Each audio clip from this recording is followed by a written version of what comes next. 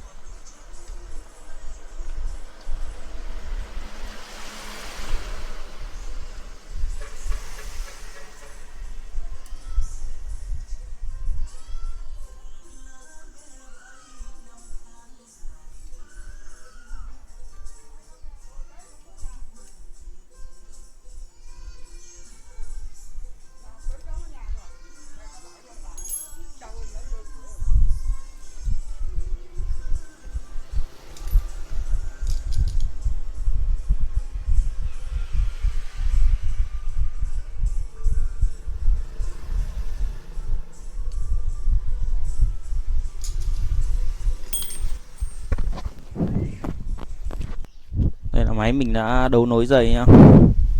Giờ mình sẽ cắm test thử này. Đó, máy đã chạy.